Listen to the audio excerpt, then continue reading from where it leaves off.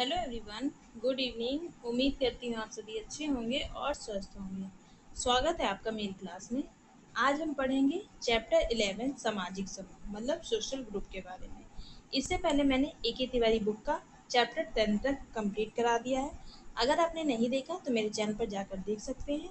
और ए तिवारी बुक भाग 2 भी मैंने पूरी की पूरी कंप्लीट करा दिया है। इसका भी मैंने एक अलग से प्लेलिस्ट मेरे चैनल पर बना दिया है, उसे भी आप देख सकते हैं। तो देर न करते हुए आज की वीडियो हम शुरू करते हैं। और अगर आपने मेरे चैनल को सब्सक्राइब नहीं किया तो मेरे चैनल को जरूर से सब्सक्राइब कर दें। आज हम पढ़ेंगे सामाजिक समूह सोशल ग्रुप के बारे में। तो चलिए शुरू करते हैं आज की वीडियो। प्राचीन यूनानी दार्शनिक अरस्तु मनुष्य को एक सामाजिक प्राणी कहते हैं। मानव प्रारंभिक समय से ही समूह में रहता आया। ऐसा माना जाता है कि उसके समूह में रहने के कारण भय अथवा जीवन की सुरक्षा। इसका तात्पर्य है कि मानव समूह से प्रारंभ से ही परिचित रहा है। समूह से समान अभिप्राय कई वस्तुओं के एकीकरण से है, यंत्रों का समूह, चींटियों का समूह इत्यादि। लेकिन समाजशास्त्र के अंतर्गत समूह से तात्पर्य मानव समूह मतलब ह्यूमन ग्रुप या सामाजिक समूह से है। मनोवैज्ञानिकों की मान्यता है कि व्यक्ति अपनी एक मूल प्रवृत्ति ग्रीगेरियस इंस्टिंक्ट के कारण ही समूह में रहता है।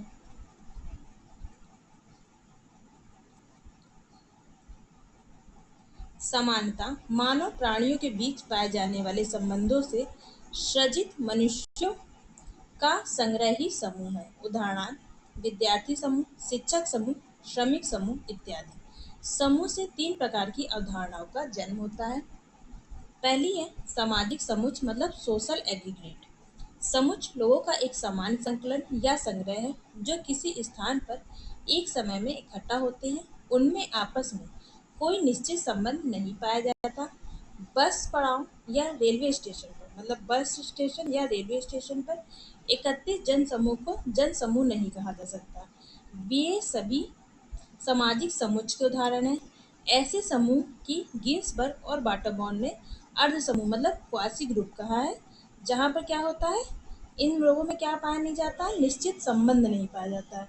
बस जो लोग स्टेशन पे खड़े होते हैं या बस स्टैंड पे खड़े होते हैं, इन लोगों के समूह क्या कहते हैं, सामाजिक समूह मतलब सोशल एग्रीगेट। दूसरा श्रेणी है सामाजिक श्रेणी सोशल कैटेगरी की। किसी समान शिक्षा या आय वाले व्यक्तियों के समूह को सामाजिक श्रेणी कहा जा सकता है, जैसे शिक्षक समूह, विद्यार्थी समूह, क्लर्क समूह आदि। सामाजिक समूह सोशल ग्रुप। सामाजिक समूह ऐसे व्यक्तियों का संग्रह है जिनके बीच किसी न किसी प्रकार का संबंध पाया जाता है, जिससे एक निश्चित संगठन का जन्म होता है।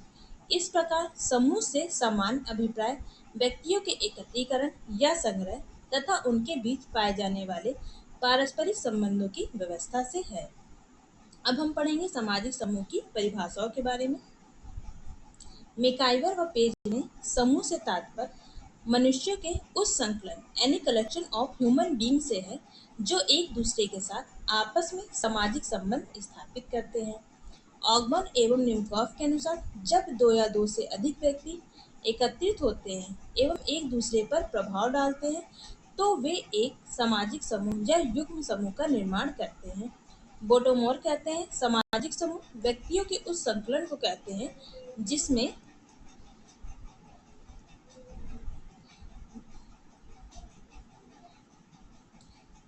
विभिन्न व्यक्तियों के बीच निश्चित संबंध होते हैं और प्रत्येक व्यक्ति समूह और उसके प्रतीकों के प्रति सचेत होता है। आरबी केटल ने कहा समूह व्यक्तियों के उस एकत्रीकरण को कहते हैं जिसमें प्रत्येक व्यक्ति की कुछ आवश्यकताओं की पूर्ति के लिए सभी का सहयोग लिया जाए। जॉनसन कहते हैं समूह के निर्माण के लिए व्यक्तियों में आपसी सहयोग की आवश्यकता मानते हैं। मॉरिस जीन्सबर्ग पहचाने जाने योग्य संरचना से युक्त नियमित संपर्क रखने वाले व्यक्तियों का संग्रह समूह है। देन विलियम्स कहते हैं सामाजिक समूह मनुष्यों के उस संग्रह को कहा जाता है जो परस्पर संबंधित कार्य करते हुए दूसरों द्वारा पारस्परिक अंतरक्रियात्मक इकाई के रूप में जाने जाते हैं। फेयरचाइल्ड 2 या 2 से अधिक व्यक्तियों का संग्रह समूह है जिनके बीच स्थापित मनोवैज्ञानिक अंतरक्रियात्मक प्रतिमान होता है। जो उसके सदस्य द्वारा तथा समानता दूसरों के द्वारा भी उसके विशिष्ट सामूहिक व्यवहार के कारण एक संधि के रूप में स्वीकृत किया जाता है। जोसेफ फीचर के अनुसार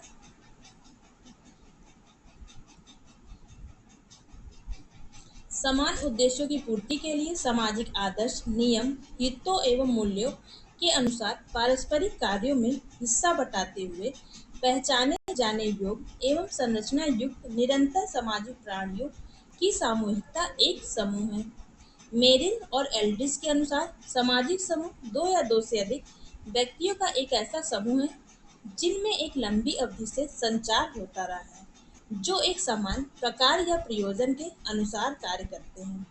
हॉट एवं रेस समूह अंतःक्रिया में संलग्न व्यक्तियों का एक संगठित संग्रह है।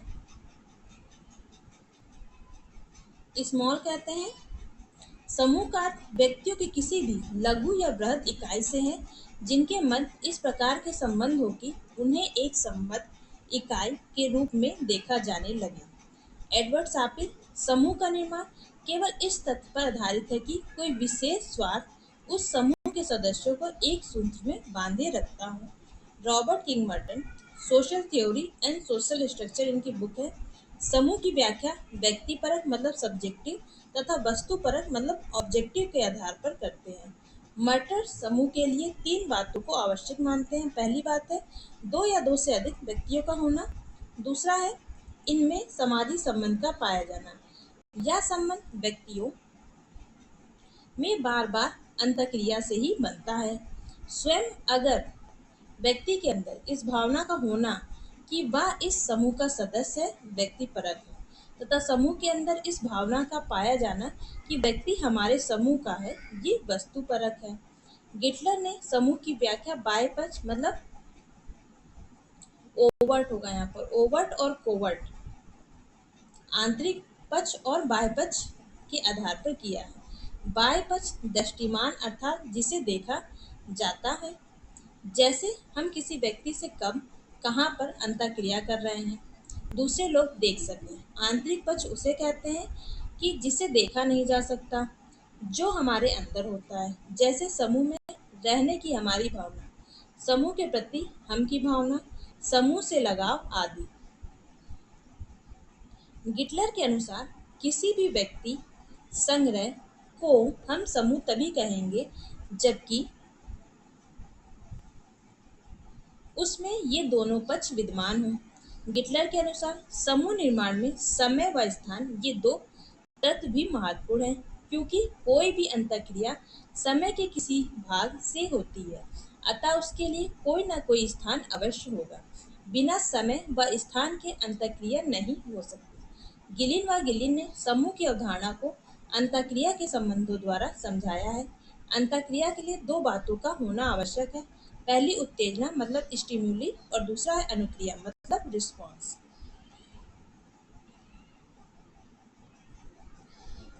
किसी भी सामाजिक अंतःक्रिया के लिए संपर्क एक आवश्यक तत्व है।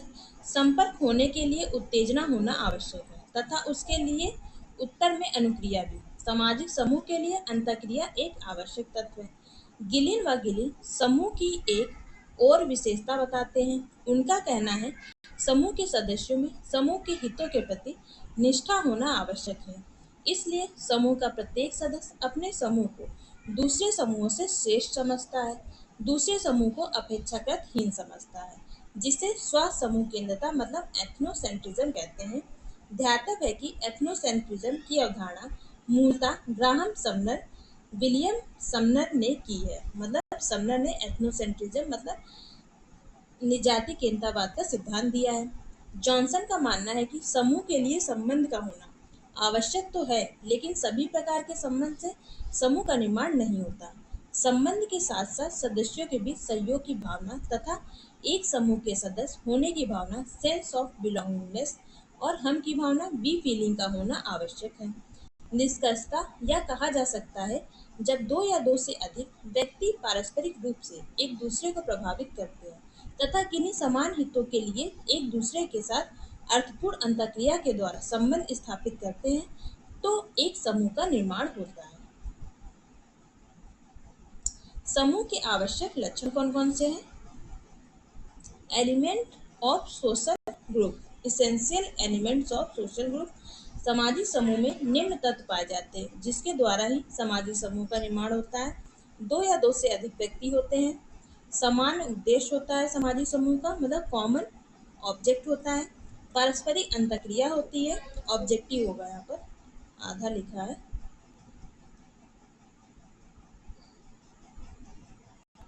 पारस्परिक अंतःक्रिया होती है, मनोवैज्ञानिक संबंध पाया जाता है और संरचना होती है, मतलब इसकी एक स्ट्रक्चर होता है।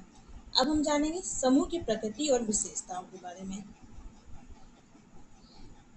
Nature and characteristics of social group. उपयुक्त विवेचना के आधार पर सामाजिक समूह की प्रकृति और विशेषताओं के संदर्भ में निम्न बातों का उल्लेख किया जा सकता है। व्यक्तियों का समूह। गिलिन व गिलिन लिखते हैं कि समूह की आधारभूत विशेषता दो या दो से अधिक व्यक्तियों के बीच प्रत्यक्ष अथवा अप्रत्यक्ष संपर्क का होना है। कार्य विभाजन। चूंकि समूह का निर्माण उद्देश्यों की पूर्ति के लिए होता है, अतः सदस्यों के बीच कार्य का विभाजन कर दिया जाता है। और अन्य विशेषताएं क्या है समूह की? सामान्य रुचि होती है इसमें, समूह में एकता पाई जाती है, ऐच्छिक सदस्यता होती है, स्त्रीकरण होता है, स्थायित्व की भावना होती है, सामाजिक सामूहिक आदर्श होता है, समझौता ढांचा, सामाजिक संबंध, जागरूकता और आदान प्रदान, ये सब क्या है? सामाजिक समूह की विशेषताएं हैं। अब हम जानेंगे समूह निर्माण के आधार क्या क्या हैं। समूह निर्माण के आधार में समान उद्देश्य, मतलब कॉमन पर्पज होता है, समान हित, कॉमन इंटरेस्ट, समूह चेतना, शारीरिक समीपता, समान भाषा, समान निवास प्रमुख है। सोरोकिन, जिमरमैन तथा गाल्पिन ने समूह निर्माण के 14 आधार बताए हैं। कितने आधार बताए हैं? 14 आधार बताए हैं। आइए देखें कौन कौन से आधार 14 बताए हैं।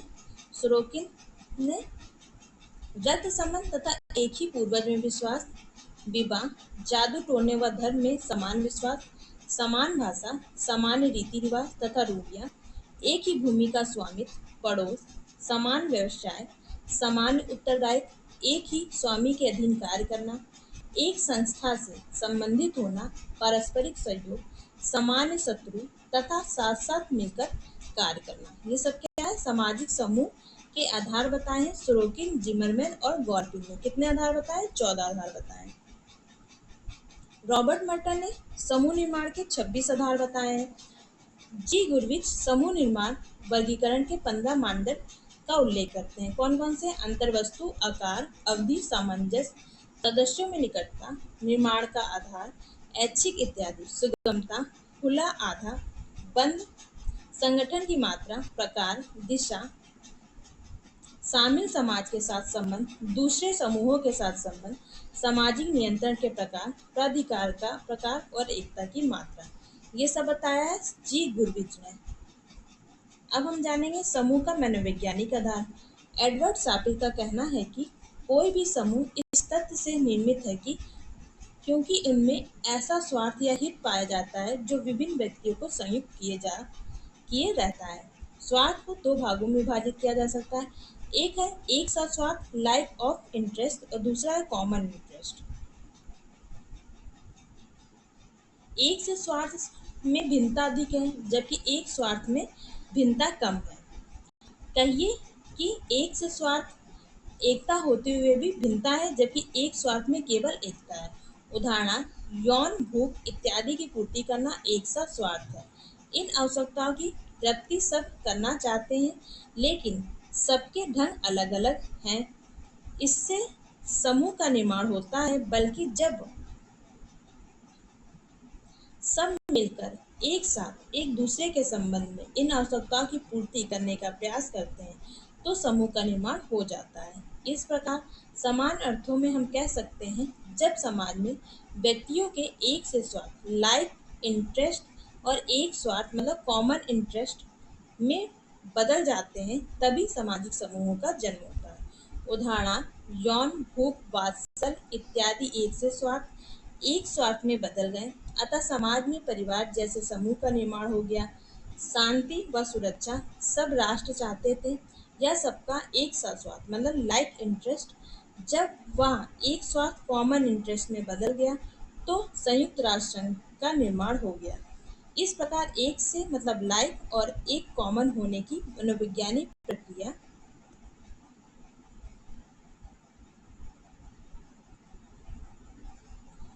की समूह का आधार है, जिसके द्वारा समाज में समूह का निर्माण हुआ करता है। समूहों का वर्गीकरण। समूहों के वर्गीकरण के संबंध में अनेक आधारों का प्रयोग विभिन्न विद्वानों द्वारा किया गया है, जो निम्नलिखित है। सदस्यों की संख्या के आधार पर विद्वानों द्वारा समूह को छोटे और बड़े रूप में वर्गीकृत किया गया है। जॉर्ज सिमनर, जॉनसन और हुमान छोटे समूहों को समाज का आधार माना है, जबकि मैकाइवर पेज ने राष्ट्र तथा प्रांत जैसे बड़े समूहों का उल्लेख किया है। स्थायित्व के आधार पर समूह को दो भागों में विभाजित किया जाता है,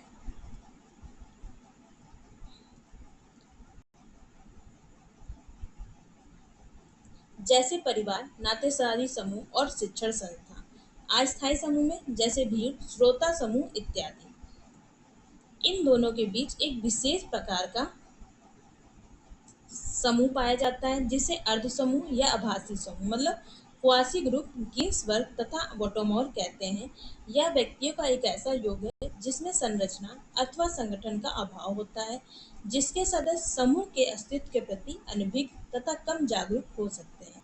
सामाजिक वर्ग, परिस्थिति समूह, आयु और लिंग समूह इत्यादि अर्ध समूहों के उदाहरण हैं।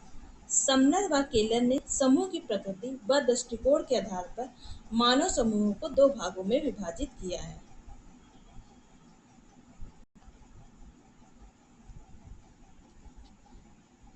इन ग्रुप मतलब अंता समूह, बी ग्रुप और यूएस ग्रुप, या वह समूह जिसके हम सदस्य हैं, जिसके प्रति हमारा मानसिक लगाव है। सदस्यों के बीच सहानुभूति व हम की भावना बी फीलिंग पाई जाती है। इसमें लोग दूसरों का सुख दुख अपना ही सुख दुख मानकर व्यवहार करते हैं। इस प्रकार के समूह में लोगों में घनिष्ठ संबंध, अगाध स्नेह और मानसिक लगाव पाया जाता है। अतः समूह में मनोवैज्ञानिक दृष्टि से मैं व वह मतलब आई एंड ही की भावना पाई जाती है। किसमें?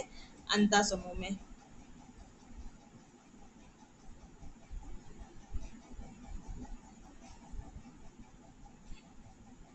अंतर समूह की एकता का आधार स्वजातीय केंद्रीयता, एथनोसेंट्रिज्म की भावना है। एक अंतर समूह परिवार जितना छोटा और विश्व जितना विस्तृत हो जाता है। बाह्य समूह आउट ग्रुप, दे ग्रुप और देम ग्रुप, जिसके हम सदस्य नहीं होते, जो हमसे बाहरी है। इस प्रकार के समूह में वह तथा वे, ही एंड दे की मनोवैज्ञानिक भावना पाई जाती है। बाह्य समूह के प्रति लोगों में उदासीनता एवं विद्रोह की भावना पाई जाती है। बाह्य समूह को पराया माना जाता है। गिडिंग्स तथा गिलिंग नामक विद्वानों ने समूहों को ऐच्छिक और अनैच्छिक मतलब वॉलेंट्री एंड नॉन वॉलेंट्री समूहों के रूप में समझाया है। ट्वाइन सेंडरसन तीन प्रकार के समूह बताते हैं। एक है ऐच्छिक समूह मतलब शैक्षिक समूह और राजनीतिक समूह इसके अंतर्गत आएंगे। दूसरा है अनैच्छिक समूह जिसमें परिवार और नातेदारी आएगी। तीसरा है प्रतिनिधिक समूह मतलब डेलीगेट ग्रुप जिसमें राज्यसभा, लोकसभा और ग्राम पंचायत इत्यादि आएंगे। जॉर्ज हासन ने चार प्रकार के समूह बताए हैं। पहला है असामाजिक समूह मतलब अनसोशल ग्रुप, जैसे साधुओं का समूह हो गया। दूसरा है समाज विरोधी समूह, एंटी सोशल ग्रुप जैसे गैंग हो गया। तीसरा है समाज पक्षी समूह, प्रो सोशल ग्रुप जिससे जैसे एनजीओ हो गया। चौथा है आभासी सामाजिक समूह मतलब सूडो सोशल ग्रुप जैसे राजनीतिक दल इत्यादि। मिलर दो प्रकार के समूह का उल्लेख करते हैं। उदर्ग समूह मतलब वर्टिकल ग्रुप, ये वे समूह जिनका निर्माण ऊंच नीच की भावना के आधार पर होता है। इसमें सामाजिक स्त्रीकरण की प्रक्रिया उच्चता तथा निम्नता के आधार पर सृजित होती है, जैसे वर्ण व्यवस्था, जाति व्यवस्था इत्यादि।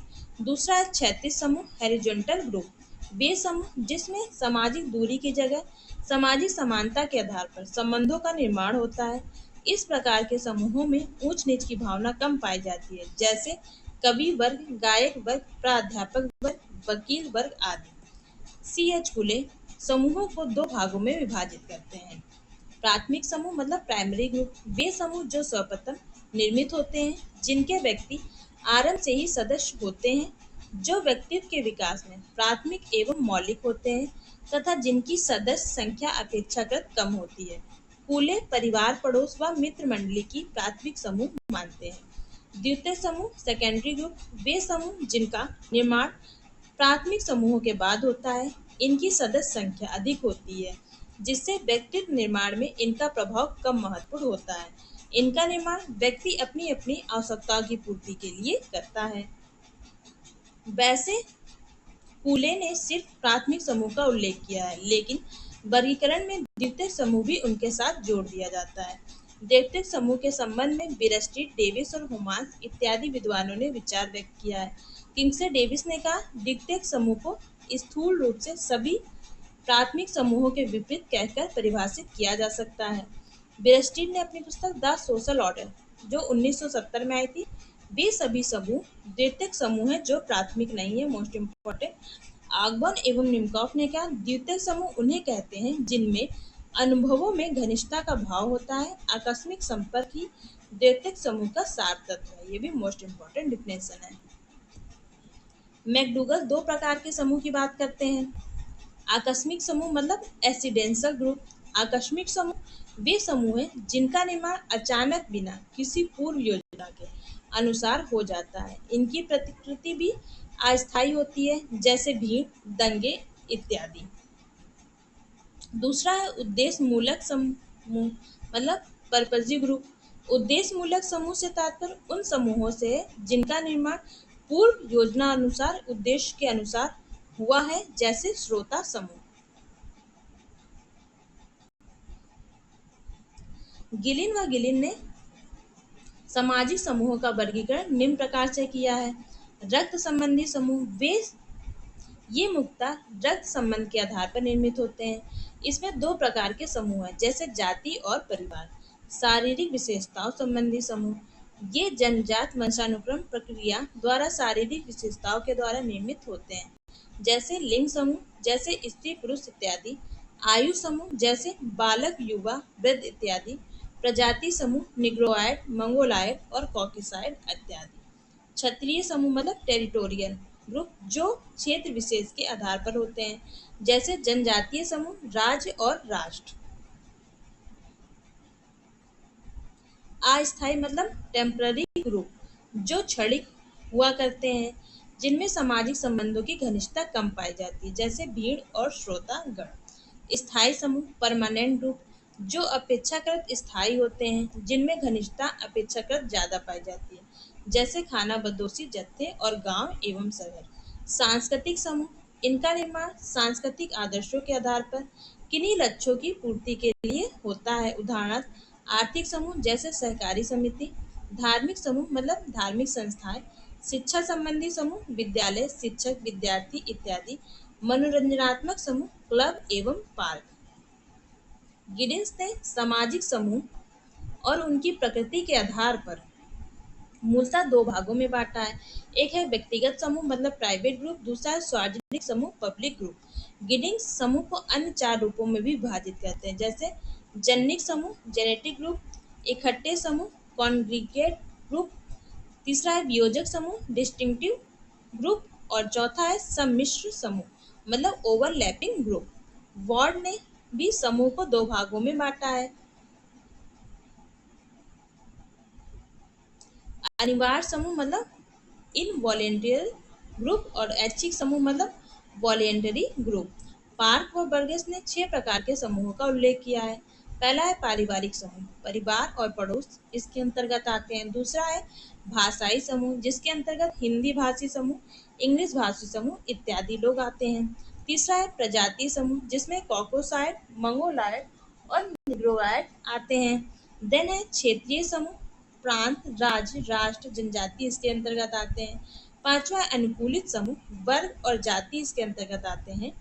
और छठा है संघर्ष समूह, श्रमिक संघ और राजनीतिक दल इसके अंतर्गत आते हैं। सोरोकिन ने समूह के अंतर्गत पाए जाने वाले संबंधों के आधार पर उसे दो भागों में बांटा है। एक बंधन समूह, एक कार्यात्मक समूह मतलब यूनिबॉन्डेड और यूनिफंक्शनल ग्रुप। वह समूह जिनमें सदस्य आपस में एक ही आधार पर जुड़े होते हैं। एकल बंधन समूह कहते हैं। यदि लोग प्रजाति, लिंग, उम्र, नातेदारी, भाषा, धर्म एवं शिक्षा के आधार पर समूह का निर्माण करते हैं तो उसे एकल बंधन समूह कहा जाता है। श्रोकित इसे भी दो भागों में बांटते हैं, जैसे जैव सामाजिक एक कार्यात्मक समूह, दूसरा है सामाजिक सांस्कृतिक एक कार्यात्मक समूह। दूसरा क्या बताया है श्रोकी ने? बहुबंधक समूह मतलब मल्टी बॉन्डेड मल्टी फंक्शनल। जब समूह के लोग एक से अधिक बंधनों में बंधे होते हैं तो उसे बहुबंधन समूह कहते हैं, जैसे परिवार, जाति, वर्ग, जनजाति, राष्ट्र आदि। मैंडिटा न्यू न्यूज ने समूह को चार भागों में बांटा है। संरचित समूह स्ट्रक्चरल ग्रुप, ऐसे समूह जो स्वतः धीरे धीरे विकसित होते हैं, इन्हें भेजना बहु तरीके से विकसित नहीं किया जाता, संरचित समूह कहलाता है, जैसे परिवार, जाति, जनजाति, गोत्र, वंश इत्यादि। दूसरा है संरचित अर्ध समूह स्ट्रक्चरल क्वासी ग्रुप, ऐसे समूह जिनमें स्पष्ट आंतरिक व्यवस्था नहीं दिखाई देती। इसका स्वरूप अर्ध समूह जैसा होता है, लेकिन समूह के सदस्यों के बीच एक तरह की संबद्धता होती है, जैसे समुदाय, राष्ट्र और वर्ग। तीसरा है आकस्मिक अर्ध समूह, ऐसे समूह जो क्षणभंगुर होते हैं तथा किसी विशेष स्थिति से उत्पन्न होते हैं और बिगड़ते रहते हैं, जैसे भीड़ और जनसमूह आदि। चौथा है कृत्रिम समूह आर्टिफिशियल ग्रुप, ऐसे समूह का निर्माण सोच विचार कर आवश्यकता पूर्ति के लिए किया जाता है, जैसे नौकरशाही, धार्मिक समूह, राजनीतिक समूह, आर्थिक समूह इत्यादि। मेकाइवर तथा पेट समूहों को तीन भागों में विभाजित करते हैं। क्षेत्रीय एकता वाले समूह, जैसे गांव, नगर, पड़ोस, हितों के प्रति जागरूक लेकिन अनिश्चित संगठन वाले समूह, भीड़, जाति, अभिजात वर्ग, प्रवासी समूह, प्रजातीय समूह इत्यादि। हितों के प्रति जागरूक समूह, जैसे चर्च, राज्य, परिवार, मजदूर संघ, मित्र मंडली, क्लब इत्यादि। जी.एच. फिक्टर ने 6 प्रकार के समूहों का उल्लेख किया है। पहला है पारिवारिक समूह, दूसरा है शैक्षणिक समूह, जैसे विद्यालय, महाविद्यालय, युवा गृह। तीसरा है आर्थिक समूह, किसानों का समूह, मिल मालिकों का समूह, मजदूरों का समूह, व्यापारियों का समूह इत्यादि। चौथा है राजनीतिक समूह, राजनीतिक दल, पुलिस, न्यायालय इत्यादि। पांचवा है धार्मिक समूह और छठा है मनोरंजनात्मक समूह, जैसे नाट्य मंडली, दूरदर्शन, सिनेमा।